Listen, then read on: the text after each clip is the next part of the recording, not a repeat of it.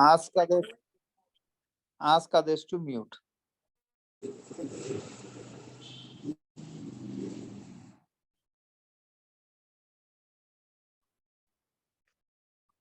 Okay, good evening, everyone. Welcome to the panel discussion. While we were talking to a couple of startup founders within KSN Global, we realized that there are a lot of questions in the mind of the founders and entrepreneurs as far as the budget is concerned. Now, as part of community in KSN Global, which is primarily by founders for founders, with a theme on that, I spoke to a couple of our experts in the industry, and we have today very eminent panel of chartered accountants and professionals from the industry. And we thought, what best can we have to have a frank opinion and discussion about the budget review. So today we are lucky to have three of our panelists, Mr. Seshadrinathan. Just a brief introduction. I'll go ahead after welcoming him. Thank you very much, Seshadri, for joining us today. Second, Sanil Kurup, who is another eminent chartered accountant from the industry. And we have our own Aneesh, one of the other experts. So three experts from the industry who are going to talk and share about the budget, right? So we will do a sort of the method is after I introduce each of the speakers, each one of us will be talking on a specific area, which I have shared with them in terms of, what will be the focus. And then we will get into more of a discussion, question and answer session. So any doubts and questions that we would have, we could just, unlock or unmute ourselves and ask. So first of all, welcome all of the people who have joined today. And I'm sure being a working day, it would be a little challenging, but I think as we can go forward, we will have more participants coming in. To just give a brief about Mr. Seshadrinathan, he is a registered valuer and a venture partner at our ventures.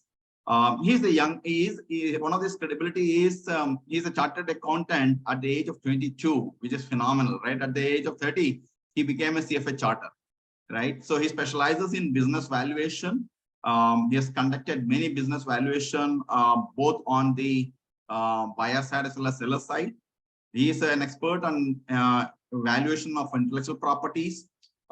He has also looked at non-traded derivatives, structured products, and many much, and so on. His expertise has been in the investment management, specializes in portfolio management and investment analysis, and various sectors that he operate is phenomenal, starting from manufacturing to financial technology, right? Healthcare, real estate, retail industry. So any industry will speak about, he has got an expertise, right? So just to give about some of the experiences, right? So like I said, this part of our ventures, the venture partner there.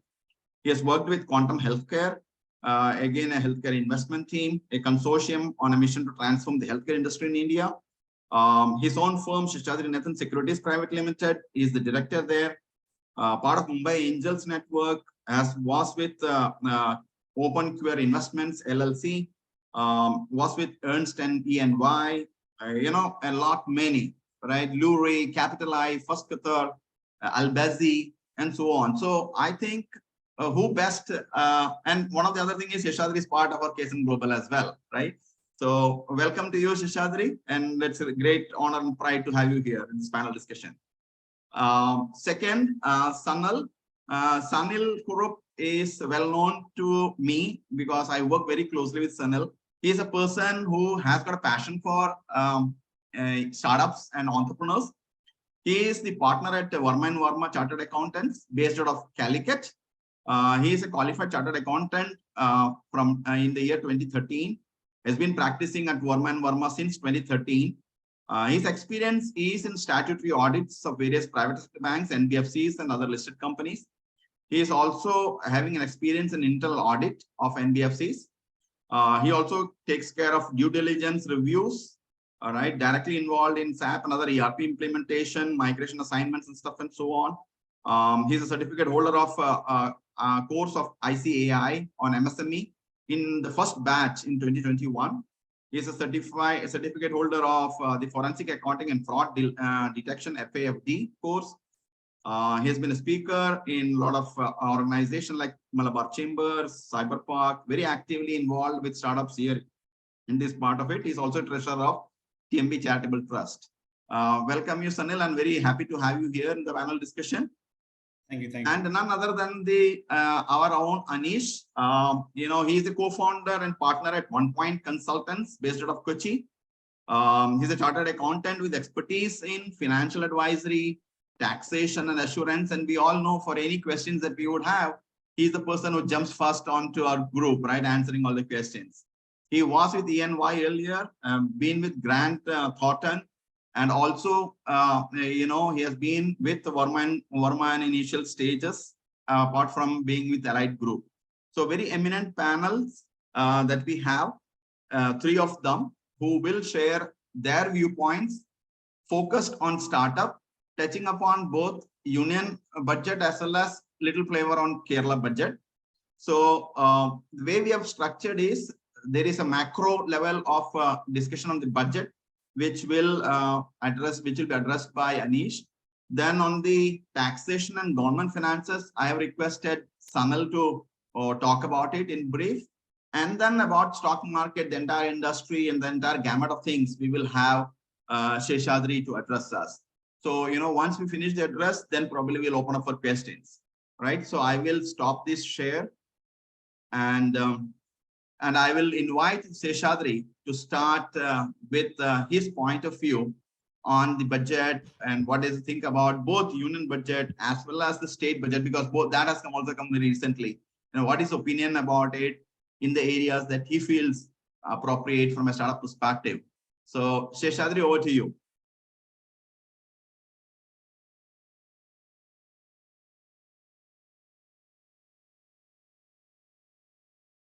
Seshadri?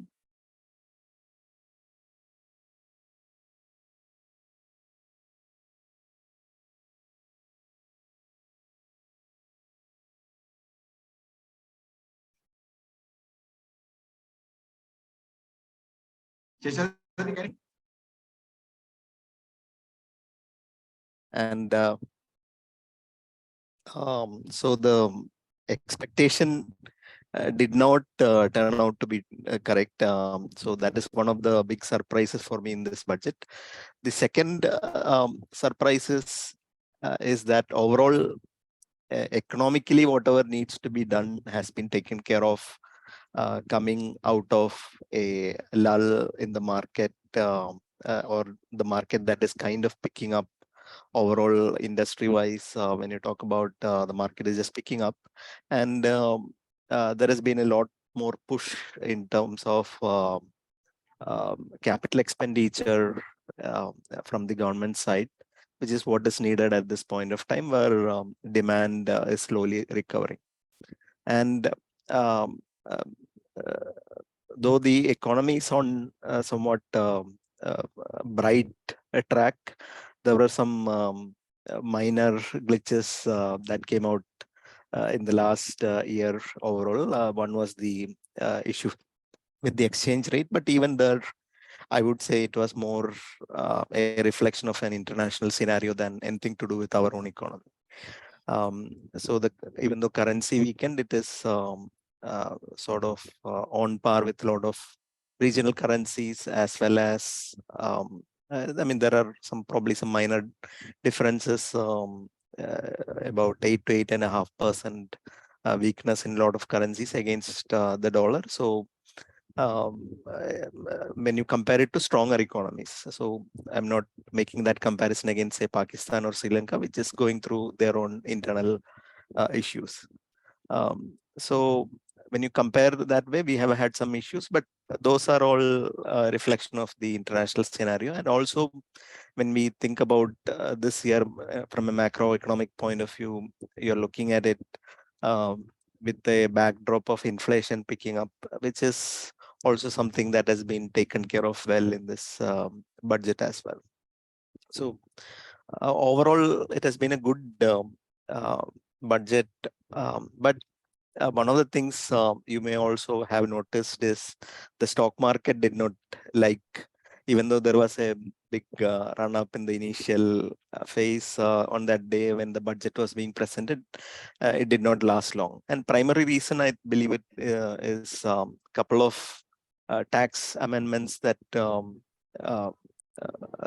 happened or that was proposed in this budget. One is the one relating to the ULIPs and their taxability. And as a advisor from the past, I would say that was much needed to bring it on par with other instruments that invest in the stock markets. The second, probably the issue was related to the capital gains tax, which affects the high net worth individuals and their essentially reinvestment into houses from capital gains.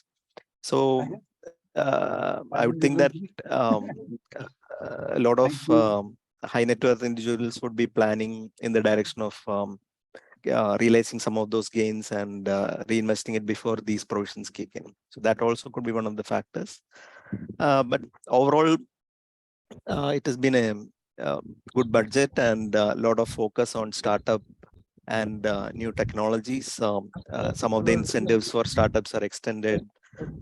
Some of the benefits have been also extended, and some of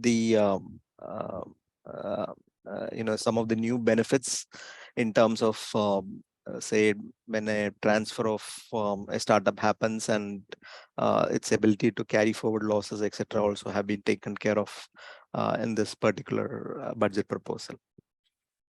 And finally, one of the key things I also noticed is that there is also a push towards skill development in some of the newer technologies. So they also have been brought into the National Skill Development Mandate, is something that is worth noting at this point.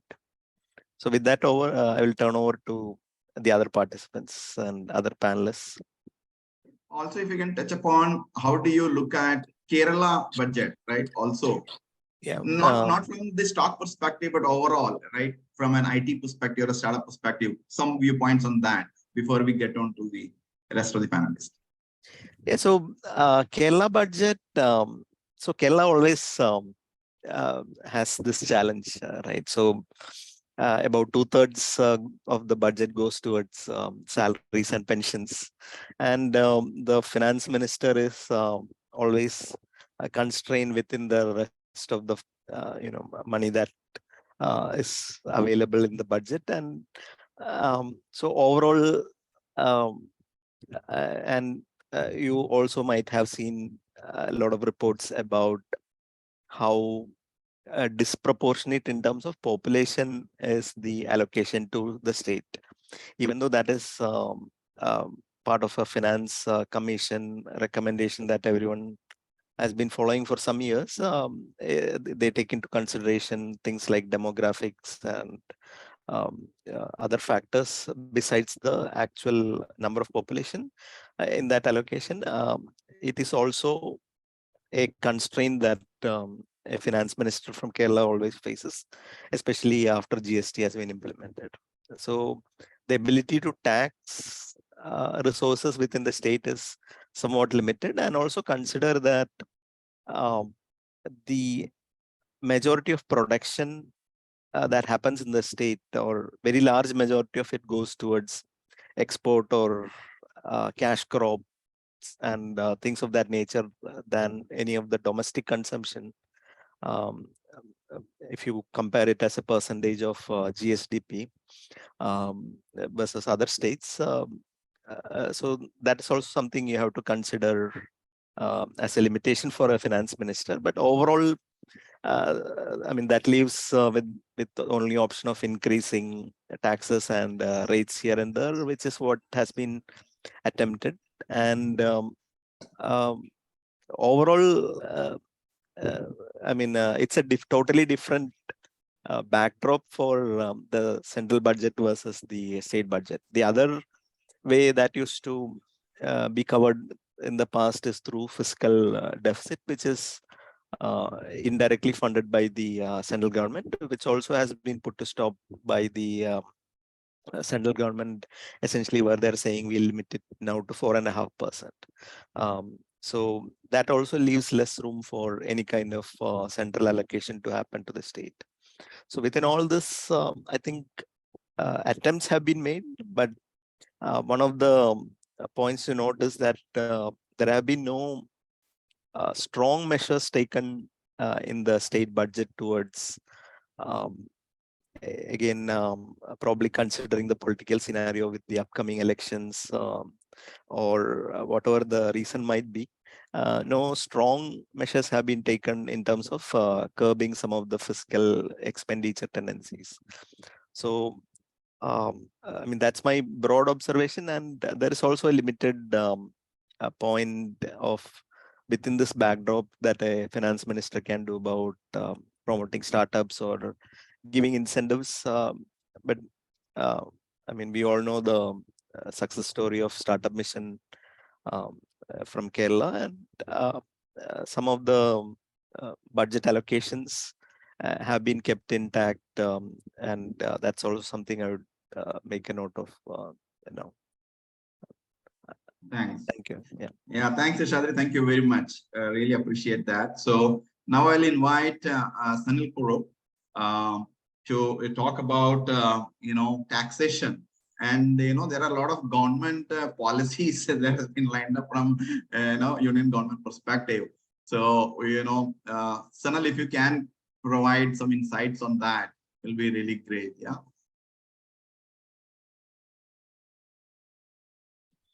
Yeah, I think fairly well covered by Seshadri sir. I think I'll cover the Kerala budget. I think one point is that there is nothing, there's not a lot to celebrate in terms of the budget document as such. But I think most of you would agree that outside the budget, if you see that there's generally a like-mindedness towards increasing the business and increasing the kind of registrations, increasing the business investment in the state. So those are the things I feel that are steps in the right direction. But as Seshadri sir said, if you look at the budget document per se, there is genuinely a strain in the finances of the state. So definitely you won't see a lot of things to celebrate in the state budget. And even if you look at the central budget,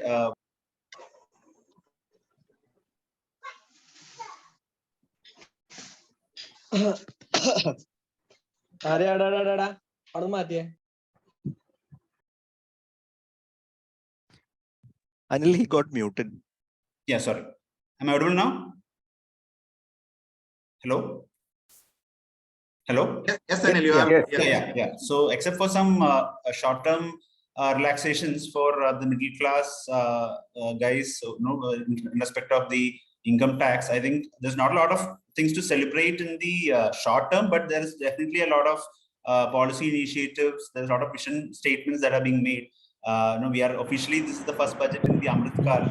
So definitely a lot of steps in the right direction. I stated in my presentation also that I think the most repeated word, if you look at it in the budget, is the word infrastructure.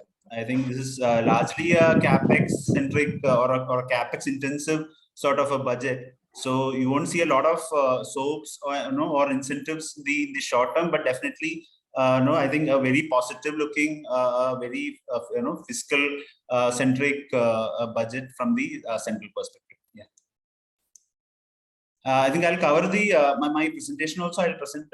Yeah, please go ahead. Yes.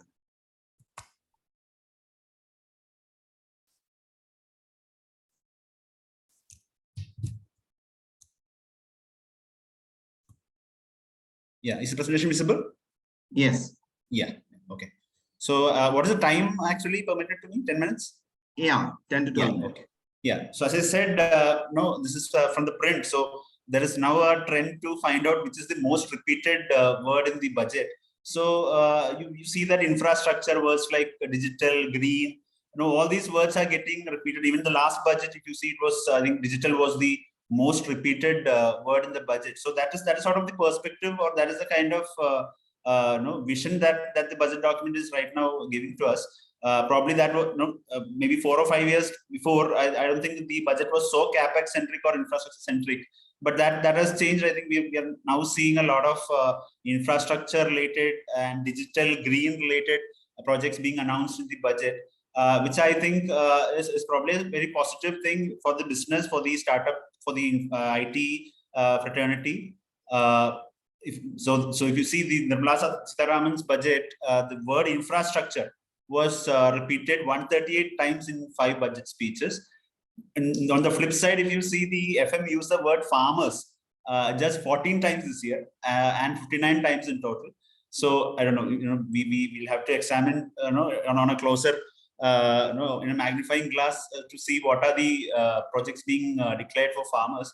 And again, if you look at the urban-rural kind of declarations, even if you see there, I think the urban word has been surprisingly repeated more times than rural in the last few budgets, with urban being repeated 44 times. So this is sort of, even if you look at the, the project announcements, this is probably the focus that has been there all throughout. If you look at the amendments that are coming in, all the vision statements that are coming in, this has largely been the context in the last 4 or 5 years, where you see a lot of infrastructure, middle class specific, amendments and announcements being made.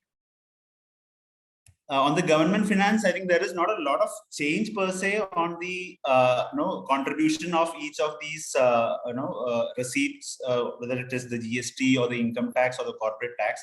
One very important change, or one important thing to note, is that in the 21-22 year, there has been a very good collection by our tax departments. So normally we would expect people to, or the government to give back in terms of indirect tax, but that has not happened. That was personally something that I had expected, that there will be some reduction in the excise duties or anything, but that has not happened. And even in the tax fraternity, there was generally a feeling that they would increase the ATC deductions for individuals. Even that was not seen need. So I think the government wants to mop up maximum resources because they have substantial expenditure to be met, especially in the wake of the COVID pandemic, where there was strained cash flows for the government. So I think again, beyond a point, we can't expect the government also to relax a lot on the excise duties, although it was expected. So this is where the rupee comes from. If you see the GST contribution, again, continues to be the largest single contributor with 17%. Income tax, corporate tax is all contributing 15%. So this is the contribution of rupee. And where does this go to? This goes to largely in the state share of tax and duties. It goes to central sector schemes. It goes to the finance commission and other transfers, and defense subsidies are the other expenditure where this money goes to. So even in COVID period, if you look at the receipt and expenditure budget of the government, even during the COVID pandemic, there was no real restriction or decrease. If you see the expenditure of the government continued to push its capital intensive projects. They continued to push their other projects. So there was no real reduction in the expenditure. Although in the last, maybe I think since 1920, 2021, there was a little bit of strain on your tax revenues, So there was generally a fiscal deficit gap. That has now been made good. If you look at the news, there is very happy news about the GST collections being at all-time high. So with all those collections, breaking records, now that gap is slowly getting bridged. So as per the revised estimates of 2023, that is for the ongoing year, there is substantial increase of income tax collections by around 17%. That is 141 billion becoming 165 billion. For the next year, the government is budgeting a growth of 10.5%. In GST also, we are seeing a substantial increase with 22% increase in the collections. Again, for the next year, the government is budgeting at 12%.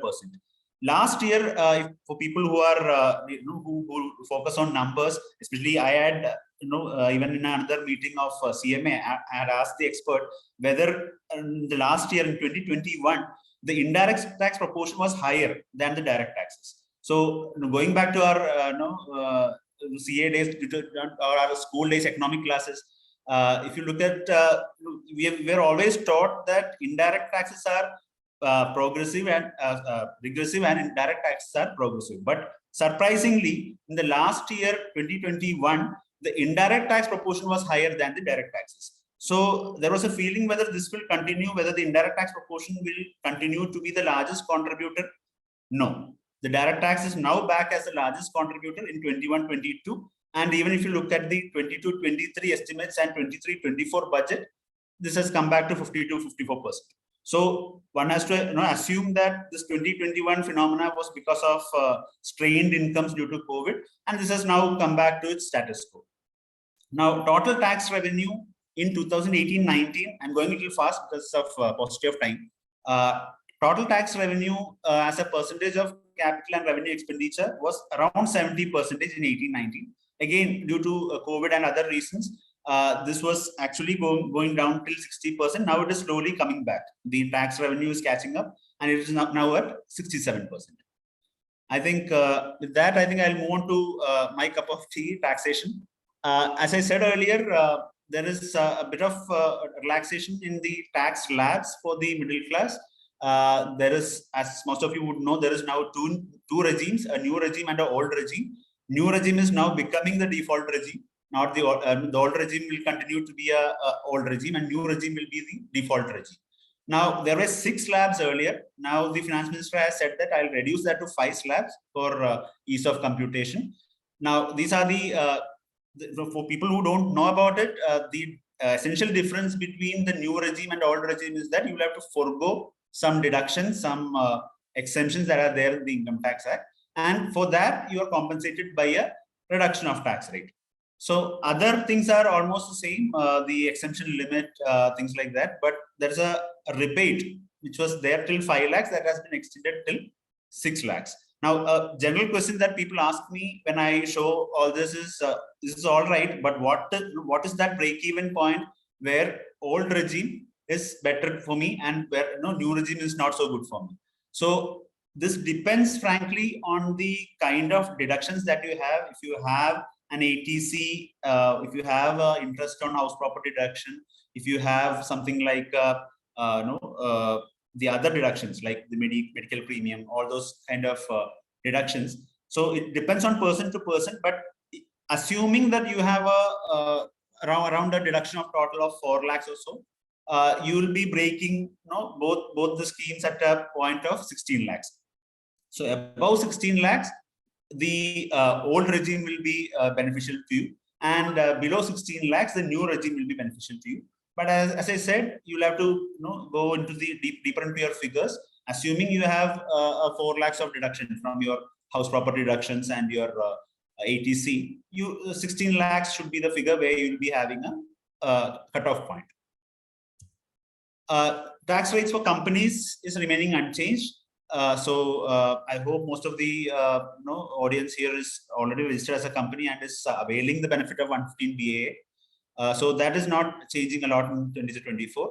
Even the other sort of firms and LLPs, their tax rate is also not changed a lot. Cooperative societies, since this is a new amendment, cooperative societies are also now given a concessional rate if they are into manufacturing at a rate of 15%.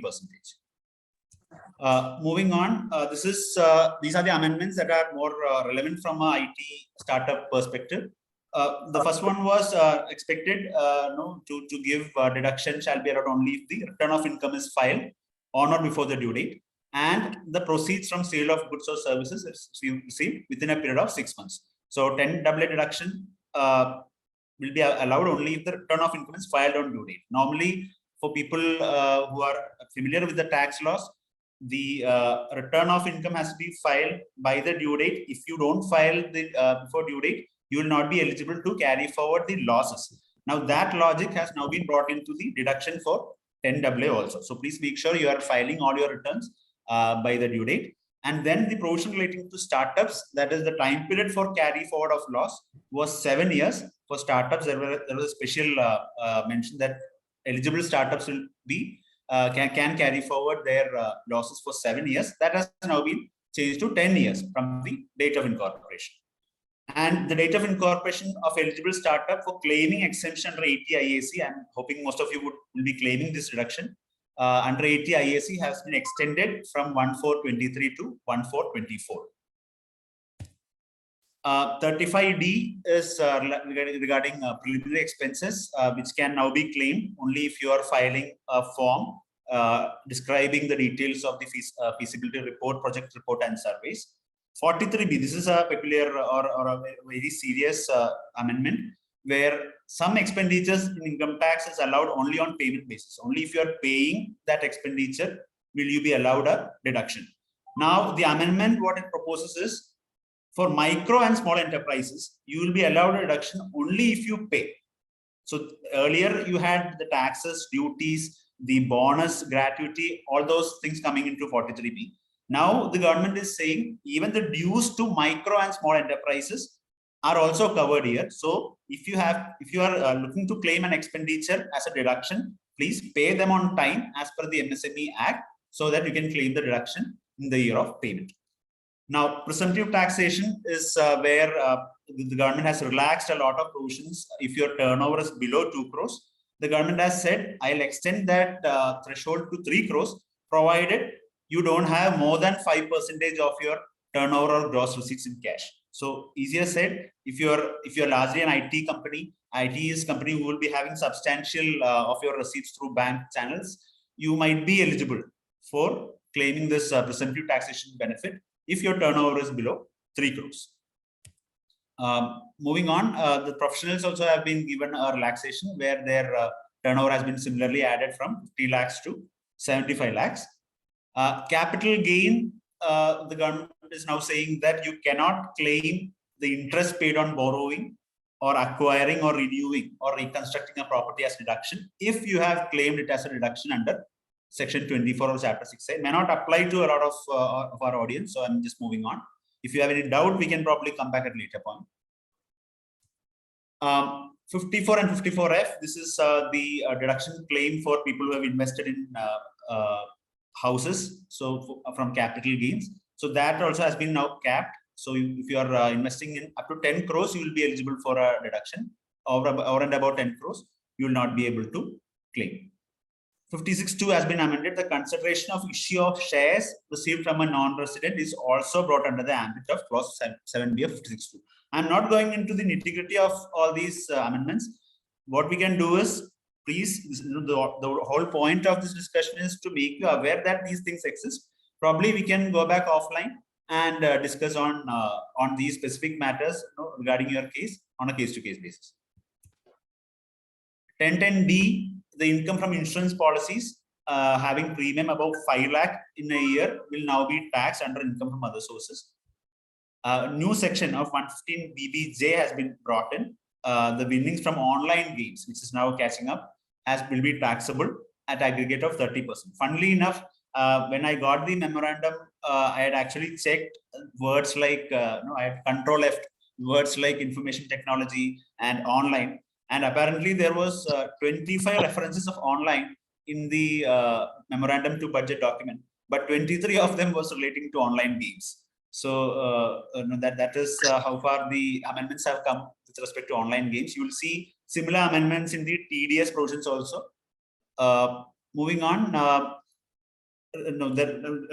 ever since the appeals have gone to faceless, there has been a substantial delay in closing all these appeal cases. So the government is now proposing to add a joint commissioner involved for solving smaller amounts of disputed demands. So unfortunately, if you have any appeals pending with the income tax authorities, please be prepared to have this taken up sooner than later. 140B, for people who are not aware, there is something called an updated return that is now permitted, where you can declare a higher amount of tax. You cannot lower your tax in the updated return. You can declare a higher amount of tax by filing an updated return. So the government is saying there is a amendment to the interest to be computed in that case. Again, not going into the finer print. Now, coming to some TDS provisions. Now, if you look at it in the budget document, if you look at it, the benefits are far lesser than the compliances that have come in this budget. So we are expecting some benefits to come at a later point, but not sure from which position that's going to come. Now, TDS, a lot of TDS provisions have been amended. Now, we finally say that TDS is now becoming TDS, TEDIOUS. So, one of their amendment is regarding the online games, where now they are proposing to add a TDS provision also on the other person who's handling these online games, things like sites like MPL. So they'll be now required to deduct tax. So if you are online game fanatic, please make sure please be aware that there will be a tax deduction if your income from online games is exceeding a particular limit. Now, for people who are not aware, there's a TDS provision relating to cash withdrawals beyond a certain limit. Now that has also been now extended to relaxation has been given to cooperative societies, where the threshold limit has been increased from 1 crore to 3 crore. May not apply to most of our crowd. So I'm moving on. 194R is an amendment that had come last year. Not very popular as such, but I think this will apply to a lot of clients. 194R is easily said it's a TDS on any benefits or purposes. So I'll just give an example. There is generally a type of benefit given to the distributor businesses, in the dealer distributor businesses, where people are given gold coins or something like a trip to say Singapore or things like that as a benefit for achieving certain targets. Earlier, if you look at it, this was not taxable, or there was no TDS on that benefit. So last July onwards, this was now coming into a TDS provision under 194R. Now they have inserted an explanation that not only payments in cash will be coming under this 194R, or all the payments or all the benefits given in kind also will be coming under 194R. Now, another provision that has not really picked up with the crowd is 206AB, where the government is now saying you will have to deduct twice the actual rate of TDS. That is, if you are liable to deduct TDS at 10%, now you will have to deduct at 20% if that person is a non-filer. Now, this also has not really been very popular with the business community, but this is something that has been there for last 1 year actually. So the government has now given a portal where you can see who are the non-filers based on your a bulk PAN upload. You can upload your list of PAN numbers that you have with you, and you can find out for yourself from your tax portal who is a non-filer. So if there is a non-filer and you are liable to deduct TDS, now the government is saying please deduct twice the actual rate. Now this is a very consequential amendment. This was there last year itself. Why this is important is because this data is already there with the department. Who's a non-filer is there with the department. So invariably, the department is now waiting for you to file your TDS returns, and then they'll be coming behind you to say that you should have deducted TDS at 20%, you have only deducted at 10%. So this might again lead to some regulatory issues. So please be careful.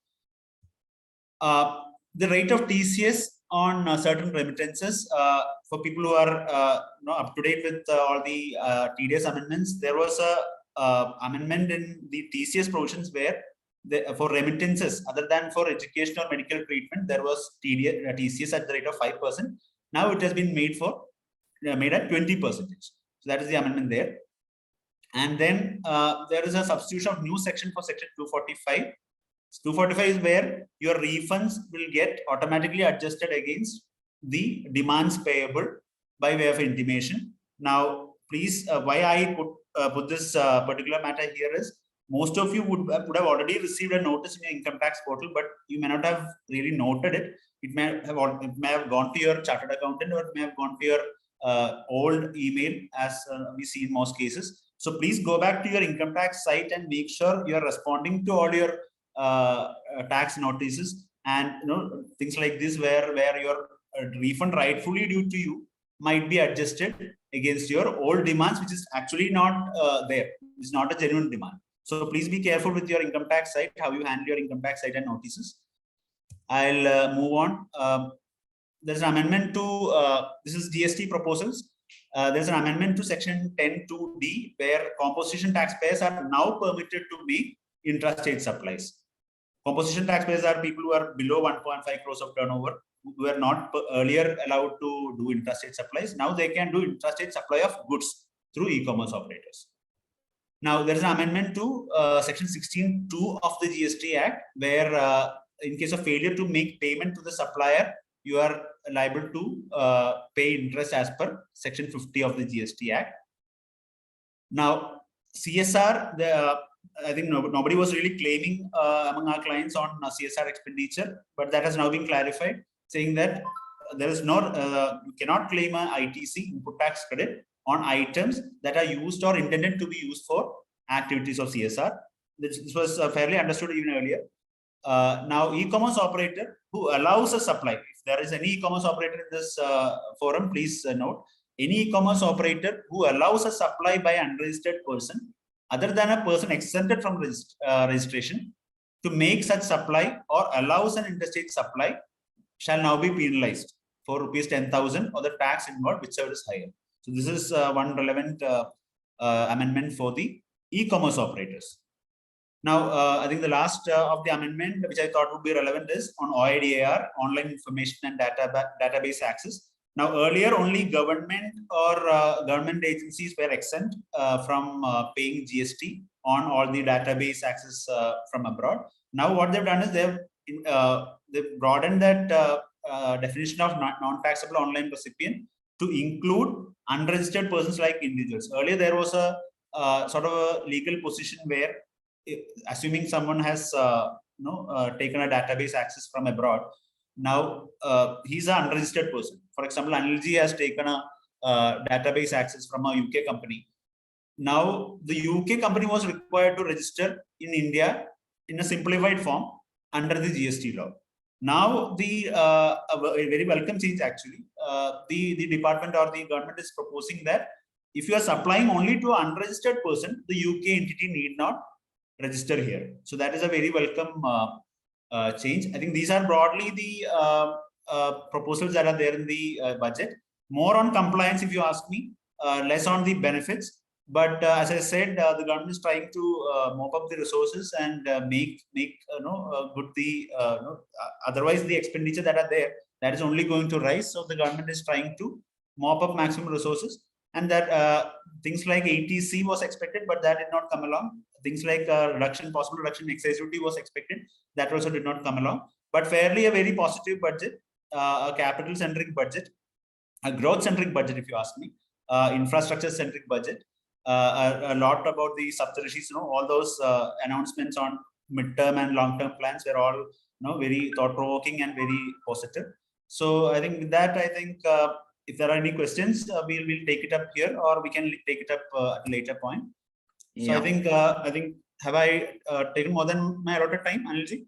That's fine though, but I think it's very informative information in terms of the amendments and the changes that we as founders and entrepreneurs should look at it. Thanks, Anil. Thank you very much. We will take up questions a little later, right after we hear from Aneesh. Aneesh, over to you. To just talk about specifically on macro level, right? So I think most of the things would have been covered, but at least you have some room now to talk about what you have it, right? Yeah, thanks, Sanil. Thanks, Sanil, for those good words in the beginning and for the opportunity to talk. Hi all. So most of the things are already covered by Seshadri and Sanil. So I will just touch upon the important policies and important allocations in budget that are relevant for startups, because we are a group of startups sitting right now.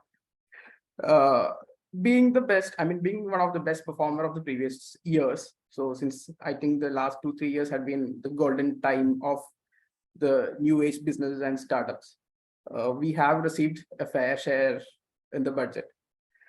Even though it is not direct, some of the proposals are really helps the startups to leverage their business or improve their capabilities. So that's mainly concentrated on two broad areas. So one is in agriculture. So the agriculture has got some of very good, very progressive plans. I mean, finance minister had some very progressive plans in agriculture. So one is regarding setup of a fund or an agricultural accelerator fund, which will be used by the which is to be utilized for setting up new ventures in startup and by young entrepreneurs that can help the agriculturists to solve their existing problems. We already have some of the startups working on the problems of the agri sector. The agri-tech startups are there, and even Kerala has some of them. I think this could be a lot of help to them. We really don't know how it will be distributed and what are the conditions attached or how it will be used, but somehow the whole amount will come to this sector, which can be utilized for agriculture, and could be some kind of boost to the startups working in that sector. And another suggestion is that about a digital public infrastructure for agriculture. That's again, she's expecting to set up digital infrastructure where informations and important data can be supplied to the farmers. So she's expecting the startup community to give the share, contribute to them, and there is a fund allocated for this as well. So apart from these two, there is also contributions on other small things like making India a hub of millets and things like more credit for the agriculture sector, with specifically on fisheries and fisheries actually. So being a state, Kerala being a state where there is a lot of fisheries here, and I think that could be of great help to the startups here. And the next sector, which has really which could benefit from the budget, is the Industry 4.0. The technologies in Industry 4.0, that is artificial intelligence, data analytics, and all. So there is a proposal to set up a center of excellence for artificial intelligence, and we are going towards make AI in India and make AI work for India. So she's expecting huge research or good amount of research to be conducted in AI. For that, she's allocating funds to the Center of Excellences. And this research is in participation with the industry leaders or the persons in public sector or in public domain. So this can provide a good, an improvement in the technology we have. There are a lot of startups in artificial intelligence working on artificial intelligence, and they can use this opportunity to improve their capabilities, to improve their to gain more knowledge about, to do more research. Also, we have quite a few policies regarding the data sharing or in the data side. So one of that is a national data governance policy. So with that policy, people will be given access to anonymized data, and there would be an entity DigiLocker. So we already have DigiLockers for individuals, and this one is for the entities, where even the corporates or anybody can put their data, and this is supposed to be used or accessed by the financial service companies, especially fintechs. So that can actually improve the products or improve the experience of people using fintech products. And we are also planning for a national financial information registry. So this again will be used mainly for the credit purposes. So on data side, there are quite a few suggestions from the government, and which could be of help to the tech industry as a whole. And there are some other smaller ones, like there are 5G labs to be set up for promoting 5G based services. And another notable suggestion is replacing all manholes in the city to machine holes. That again can be can produce some kind of demand to the startups in robotics. We already have a lot of startups working on the same project with the same product. And I think we are already using it in Kerala. So this product, I think it's an opportunity for them to scale up. Apart from that, there are another interesting thing is the effort to improve the skill in these sectors like AI and all. So they have included the training in AI, robotics, mechatronics, 3D printing, drones, and all in the PMKY 4.0 scheme. So now again, we had been facing, a shortage of resources to improve our businesses, and that can be solved, I think, with this proposal. Yeah, these are the two major sectors which are actually benefiting from the budget, two major startup sectors which are actually benefiting from budgets. Apart from that, there are quite a few reduction in the compliances, like they are going to set up a service center or a central service center where the Companies Act related compliances will be taken care. So that can probably, hopefully they can reduce the complexities and time taken to get the things approved. And also she had already, it's kind of information that is already some of the statutes are already amended for the betterment or for the ease of doing business. So these are the major things which could help startups in their journey. And if we consider the state budget, budget of Kerala, within the constraints, within the budget constraints they have allocated some, a good amount for the development of business, and most of them are actually targeting the startups.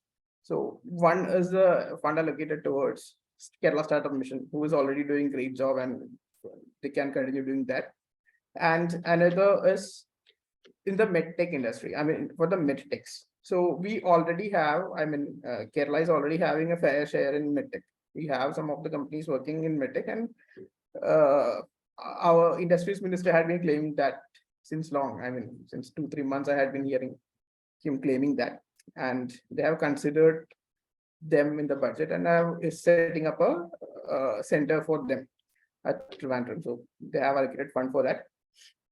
And yeah, so these are the major things I feel would be relevant for startup, apart from those tax amendments that Sanil had already mentioned. All right. Yeah, okay. and we can go to the question. Thanks, Anish. Thank you very much. Very informative stuff. Right. So now I will, before I open up for others, couple of questions that I had. So sort of, I will just shoot it to each one of you. And so, one thing was very clear, right? So this budget, from a Sanil's perspective, it came back, a lot of compliance stuff is there. Now tell me, Sanil, from from perspective of, let's say, extension of this incorporation from, 23 March 23, 31st, 2023 to 2024, what that means for a startup guy, in a layman's perspective, benefit, right? Yeah, basically, if you are starting your business, even the window of exemption has been extended for 1 more year. So even if you're starting later at later point, also you're still eligible for that exemption. That's all. Okay, and also about extension of this, carrying forward the loss to 10 years. Yeah. So carry forward that needs a little bit of explanation. So in the income tax law, if the shareholding, if you're a company and if your shareholding, if it is changing more than 51%, then you are not eligible to carry forward your loss. So logically, what the government feels is that the person who had incurred the loss is no longer owning that company. So why carry forward that loss? So that is the logic behind it. Now that is not applicable to startup. But for 7 years. So if you have if that particular shareholder was there in the company in the initial date and till the end of that particular year, then this, even if there was a takeover and 51%, that more than 51% share was now acquired by another person, still you are eligible to carry forward your loss for 7 years. That has now been extended to 10 years. Okay, great. Now, so basically, normal companies did not have that relaxation. If your shareholding had changed more than 51% due to takeover or something, your losses would lapse.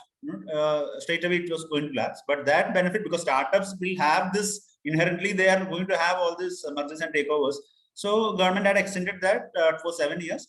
Now that is going up to 10 years. You can carry forward till 10 years. Right.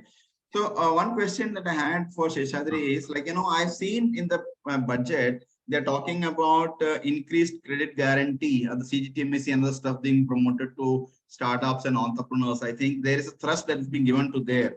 right? And also setting up a single window, system registration and approval from all this, financial institution for SEZ authorities and stuff and so on.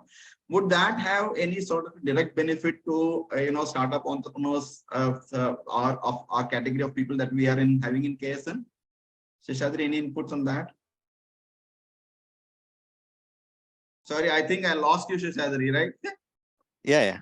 Okay, so I was talking about, the CGTMC proposal which has come through. I read through it that, they are pushing up pretty hard for startups and stuff, right? And also a single window clearances for SEZ and other type of provisions which is there.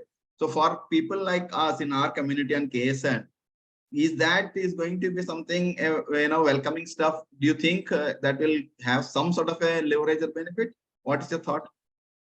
So the guarantee scheme was already there before, and it's just a matter of increasing the amount and things like that. But effectively, if you look at it, if you go approach any of the nationalized banks, or it's really hard to get any kind of debt under the scheme, primarily because they have had really not so great experience in the past with some of these government schemes, and it doesn't meet any of their targets that the branches will chase, right? So there has not been any particular encouragement from any of the banks if we approach using the scheme, or even for that matter, any of the credit guarantee, capital equipment scheme and things like that,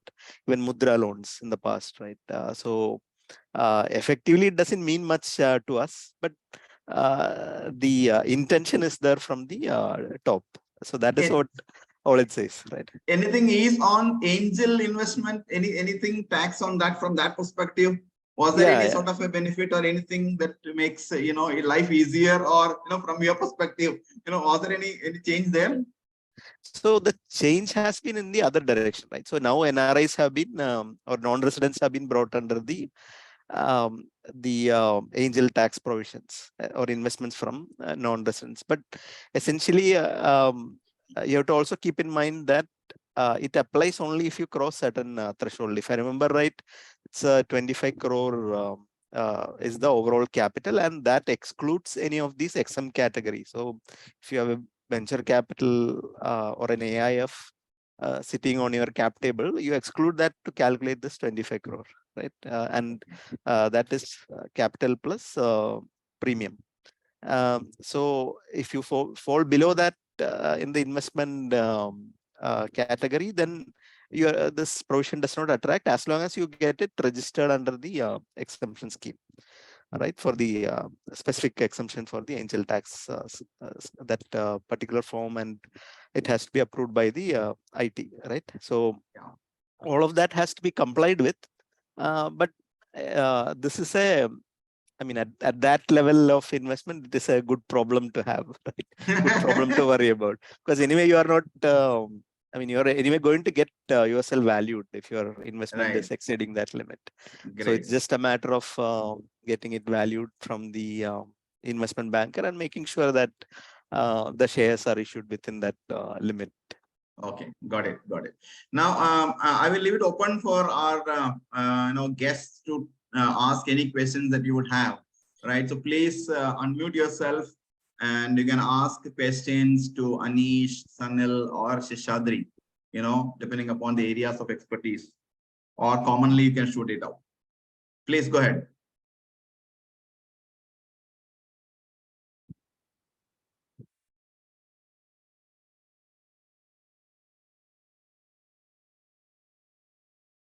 Today is the time that we have all these three people sitting in front of us to ask questions. Yeah, you guys have to ask the questions. You should give credit to us that we have explained everything so well. I absolutely agree with that. I think it's in great detail. But I think one of the other things that I felt within the budget was, one of the other things that I liked was they said that the per capita income has increased, right? We have been like, we have gone, increased our size from being 10th to the 5th largest in the world. Also UPI, that was pretty good. 126 lakh crore was has taken place through UPI in 2022. I think for all fintech guys, in our, KSN community. So I think the UPI digital payment adoption, we have seen a pretty good spike in that. That's a pretty interesting stuff, right? And hi, sir. Good evening. Yes, please go ahead. Who is that? So this side Zan from Inord. We are a startup incubated in IMK Kozhikode. I have a question regarding the grants fund. So as Sanil sir mentioned, like there's a benefits and the TDS is applied on the benefits, cash inflow. So like, is it applicable for the grants or the funds that we received as a gift? Or No, it is not applicable to grants under government. If it is under government scheme, it is not applicable. Okay. And if you look at the other side, the startup, it is actually an income. No? It is not an expenditure. So TDS will come only where there is a expenditure. Okay. So this will basically be a receipt for you. So you'll not in any case there's no implication of TDS. Okay. So one more thing, if I start up, so for example, we are a startup, we are working in drone technology, and we are 80% R&D related stuff. Like whatever we are developing is 80% R&D. And what we generally do, we take a lot of purchasing, but sometimes it happens like we don't file the GST. So the input credit that is for us, we cannot take on the edge.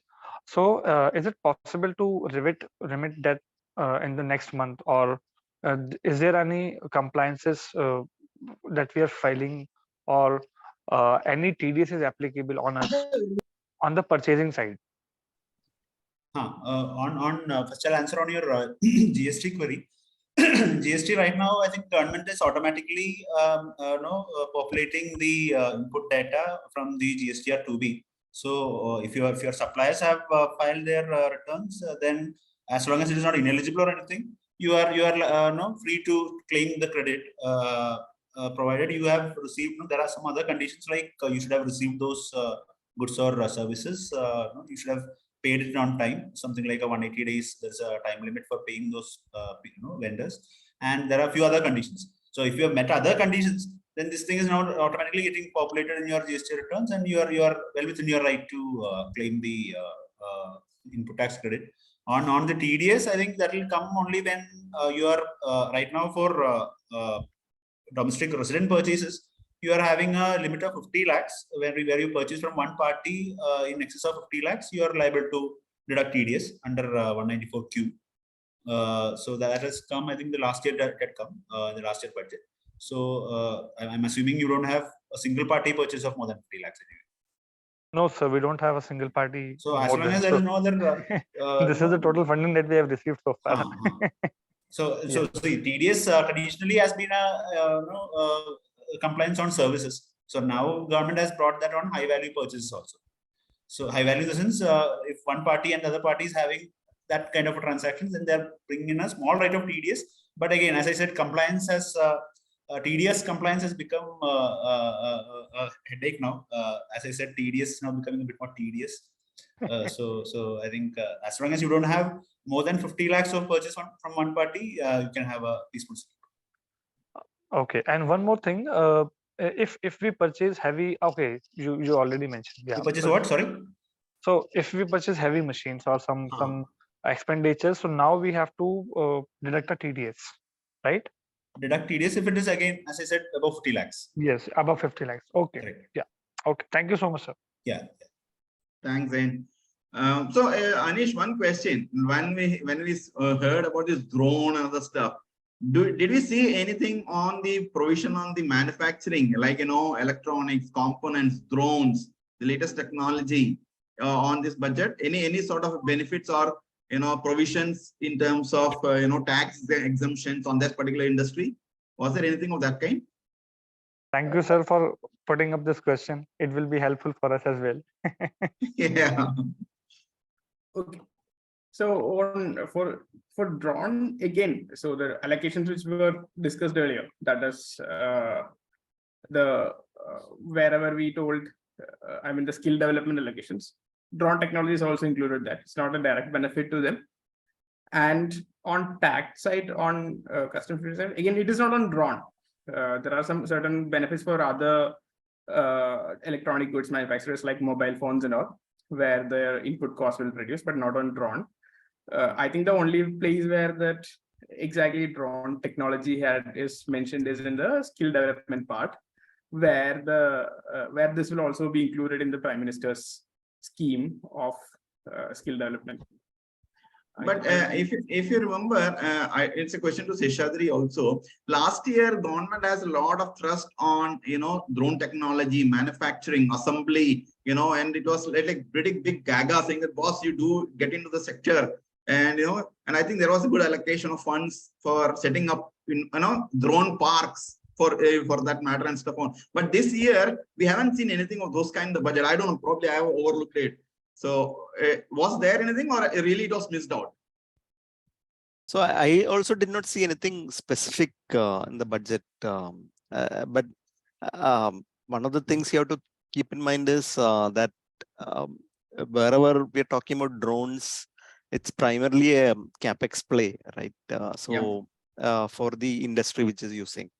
And so once you provide incentives to set up these parks, or even last budget there was a push towards agri related drones. So once that is done, it's when there is a good adoption, that is taken off, right? So you don't need additional funds for any of these to happen. But the other part of it is so it does need to be specifically mentioned. Again, is what I would take away from this. Okay. So this time it looks like it is more towards AI and skill development related. Yeah, and a lot of fintech structural changes are also being pushed. I also saw that. Yeah, very true. Any other questions, please? I see Ajay sir also there on the call, and Kaushik ji. Any other questions, please? If you have, please go ahead.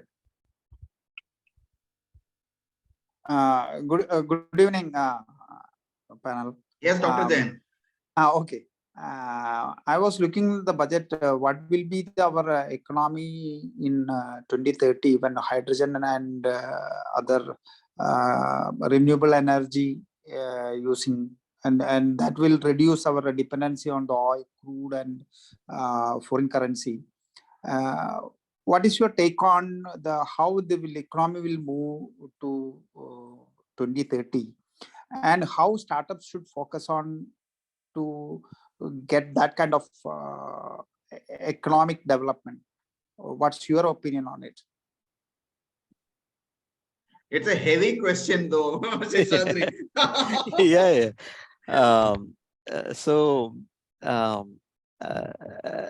See, I'm personally a big fan of EV and other technologies for driving vehicles, right? I know you talked about hydrogen, but again, so my thought process is that we have to cut dependence on a particular fuel for driving vehicles, right? So that's why I moved to EV essentially, and that's why adoption of electric vehicles or similar kind of technologies will be faster, right? So with a current IC engine, or even if you talk about any of the hydrogen or fuel cell engines, you are dependent on one single fuel. So efficiencies can be only built within that one single machine, right? So if you move away from those to a more generic kind of technologies, that becomes much easier.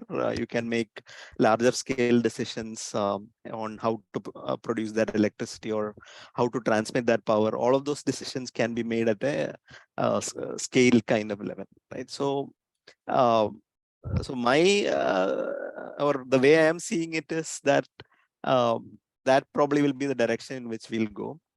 Hydrogen specifically has its own problems as well, right? So for a startup to focus in that one area where, number one, you are trying to just this one single fuel source, regardless of how abundant it may be or may not be, you are still limiting yourself in the marketplace, right? So rather than doing that, I think the larger problem is on time portability of energy. So essentially battery storage and things like that. So you produce within a certain period of time and consume it in a different time. So that problem is what needs to be solved from my perspective, right? So there are startups doing that using lithium, sodium, and I know one that does it with vanadium, which is in the Series A phase internationally. So I would think that would be the direction to go in terms of this. But I agree with your point that our dependence on non-renewable sources need to be cut, whether it is foreign oil or even local coal, which could be better used for other industries as input as well, right? So I agree with you on that point. And I mean, this is indirectly a tax on our growth that we are paying to the oil producing countries, whether the names might keep changing, but whether it is Middle East or whether it is Russia or one of the other producers, we are just paying that tax as a nation. So that needs to change. And so from that perspective, I completely agree with you there. Also, one question, not from budget perspective, because since you have been an investor as well as you've been looking at startups from that perspective. And now we know that we are all talking about, winter, funding winter and all that type of thing globally. Now there is a lot of challenges global, and you have been, working with, Middle East and a lot of other countries as well, and you have a very good relationship and exposure there. So what do you see, with this budget, with the current context? Suddenly we saw what was happening with, the Adani Group's, what do you call, allocation which happened in the stock. Complete ecosystem. How do you see for a startup like, within our Kerala sort of a startup? Do you see a positivity, a negativity, a neutrality? What would be your assessment, Seshadri? So for a startup, right, there are a few lessons from the Adani news that I'll share after I share some points on the winter, right? So the funding winter essentially has done two things. One is there is no more free money being thrown at startups which are not, I would say, efficient, right? So you cannot go with a story and get funded. So those days are gone. Partly it is to do with increased interest rates and as well. So it's a good thing for startups which are operating in a sustainable way and which are not playing the valuation game, to put it short, right? So essentially what that means is that your potential competition, which would have put up a show and gotten all these funds, is now no longer attractive, and you're on par with those kind of startups. So for a Kerala-based startup, it is clearly advantage. Second is that valuations have come down to a more reasonable levels. I would say more reasonable, but not reasonable levels yet internationally. And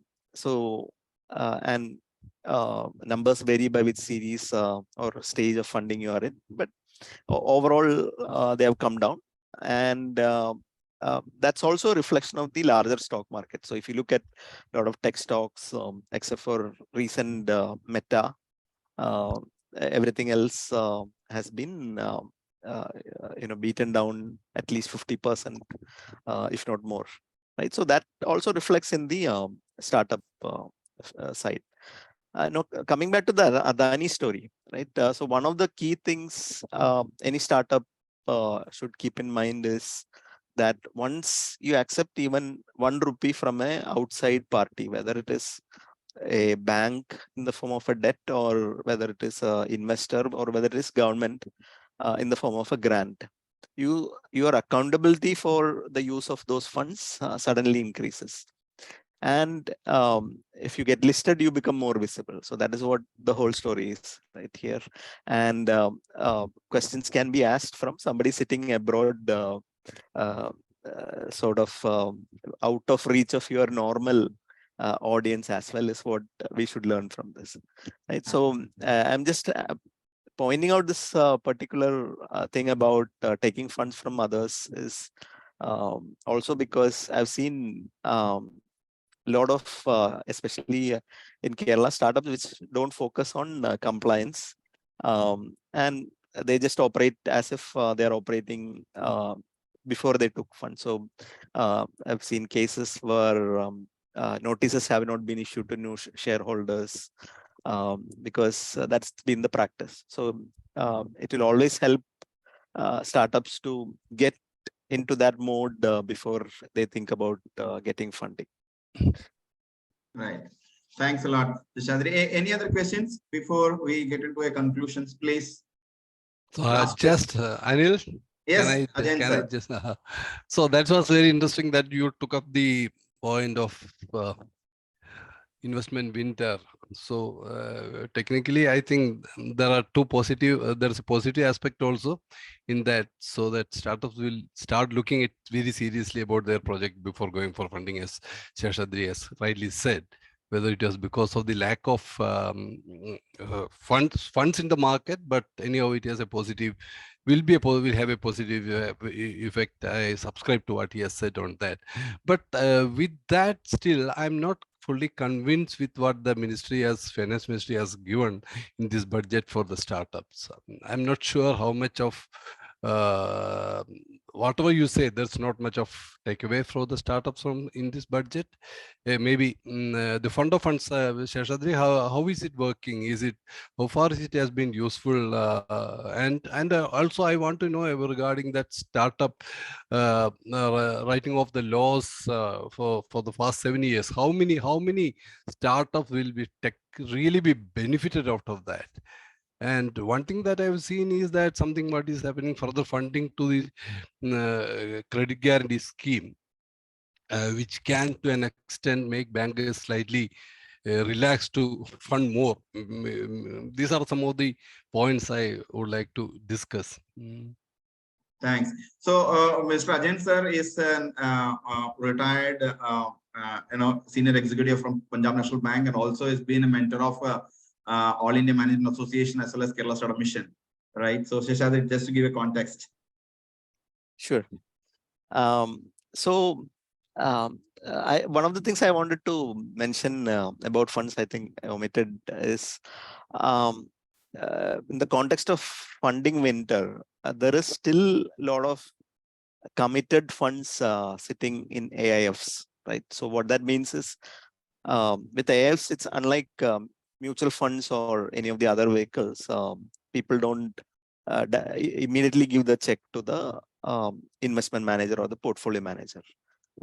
So here you make a commitment that you will invest as an individual, say 25 lakhs over the next 7 years or 10 years or whatever that time frame may be. So commitments have been given, and committed funds are sitting with these AIFs. So what that means or translates for startups is, it's not really a funding winter. People are more, so there is no shortage of funds, essentially. It's more that people are looking more closely at the opportunities available, and the better opportunities will win in that particular race. So you have to, I think this such a correction is required now for the startup ecosystem here. Yeah, that is definitely, I agree with you there, because a lot of non-performance measures have been used in the past to get some of these startups funded. So it could be that the founder went to a particular college or things of that nature, which research has proven has no bearing on the eventual performance of the startup, has been used for funding or easier funding. So so those kind of things are bound to change when these kind of events happen. So if you look at some of the very successful startups today, if you look at say Ola or any of these startups which are operationally successful, you will find that they were all founded in the last winter. So in 2007, 8, 9, 10 time frame, right? And so the message I take away from that is that finding or founding a startup during this particular time frame and operating it efficiently and without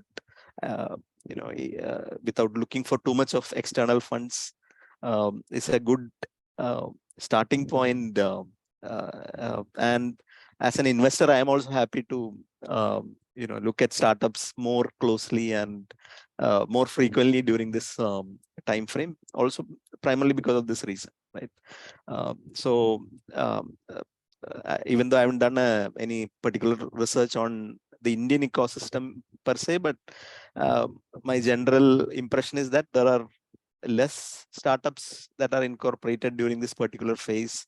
I'm referring to the 7, 8, 9, and 10 time frame, and therefore they were open to more opportunities. Second is also probably that they have gone through this tough times in the initial phase, like we say in Malayalam, "Theel korutthathu veiluthu vadilla." So that also could be one of the factors, is what I would imagine in these cases.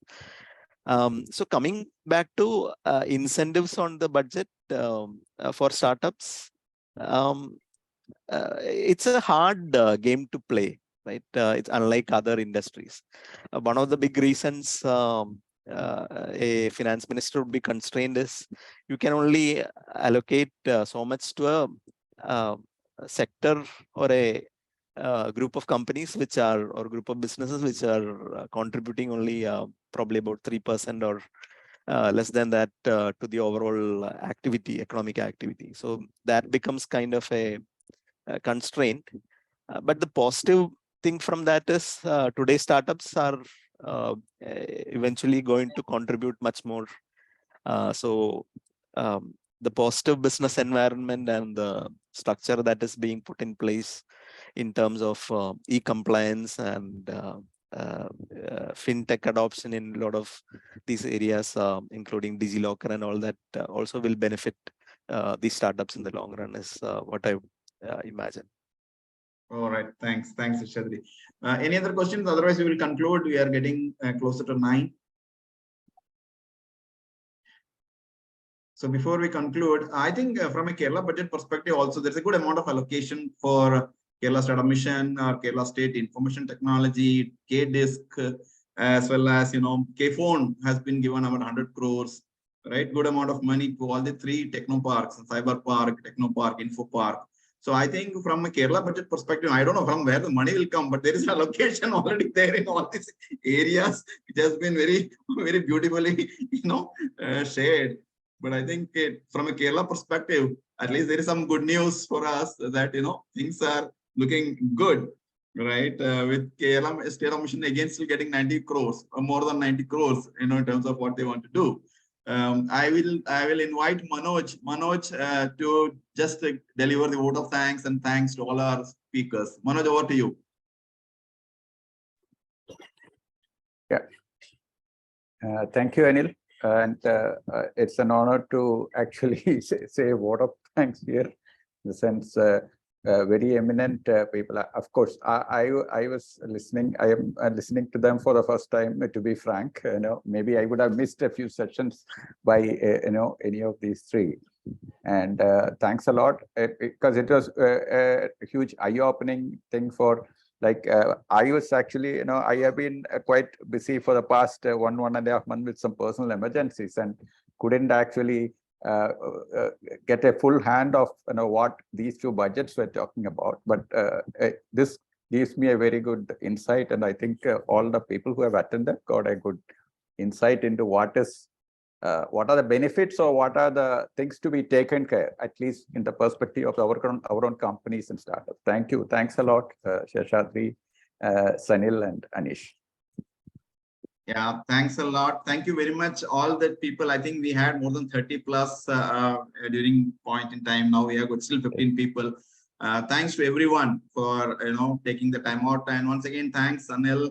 I think I would like to give a special thanks to Seshadri, because first thing I went to Seshadri asking for, does it make sense? Should we do it? He said, of course we should do it. And also that's the type of a thing. And then I went back to Sanil and Aneesh. They also agreed to it.